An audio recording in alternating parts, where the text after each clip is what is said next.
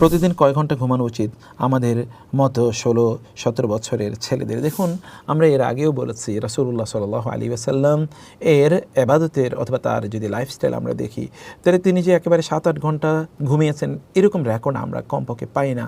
কারণ তিনি রাতের একটা বড় অংশ জুড়ে তিনি ইবাদত করতে আল্লাহ তাআলা তাকে নির্দেশ প্রদান করেছেন রাতের অর্ধেক অথবা কমপক্ষে ৩ ভাগের ১ ভাগ তাকে ইবাদত করতে। কুমিল লাইলা ইল্লা কলিলান নিসফাহু আও ইনকুস মিনহু আও জিদ আলাইহি।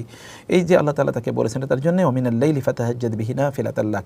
আর তিনি এশার সালাত যদি ধরুন আরবের এখনকার যদি আরবের প্রেক্ষাপটে আপনি দেখেন, তাহলে এটা ৮টা সাড়ে ৮টার দিকে যখন এশার নামাজ হয়, রাসূল সাল্লাল্লাহু আলাইহি ওয়াসাল্লাম একটু দেরিতে এশার নামাজ আদায় করতে তিনি পছন্দ করতেন। তারপরে তিনি তার স্ত্রীদের প্রত্যেকের সাথে তিনি কথাবার্তা বলতেন। এরপরে যে ঘরে তার থাকার কথা সে ঘরে তিনি যেতেন।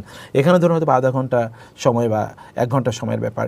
তাইলে যদি সাধারণত তিনি ধরি এটা ৯টা অথবা ৯:৩০ বা যদি এরকম একটা সময় বলি, তারপরে যদি ধরুন আপনি ৩টা পর্যন্ত ঘুমান, তাহলে আপনি এখানে ৪ ঘন্টা বা ৫ ঘন্টার সময় আপনি পাবেন না, এর চেয়ে বেশি আপনি পাবেন না। দিনের বেলা তিনি একটু কাইলুলা করতেন। কাইলুলা ডাজন্ট মিন যেতে এখানে তিনি একটা লম্বা সময় তিনি ঘুমিয়েছেন।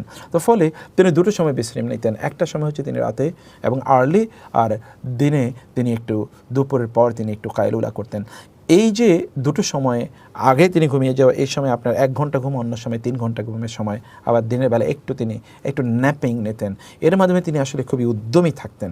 আপনি যদি এটা কাজ করতে পারেন, আপনি যদি রাতের তাহাজ্জুদের নামাজ আদায় করতে পারেন, তাহলে আপনি কিন্তু সারাদিন আপনি নাশীত থাকবেন, অর্থাৎ আপনি খুবই উদ্যমী থাকবেন। এইভাবে আমরা কমপক্ষে আপনি ধরুন ৪-৫ ঘন্টা সর্বোচ্চ হলে, যদি if you need then don't increase it or don't make it over then 6 hours a day. আপনি ৬ ঘন্টার বেশি এটা করবেন না, কারণ আমাদের জীবন খুবই সংক্ষিপ্ত, আমাদেরকে অনেক কাজ করতে হবে।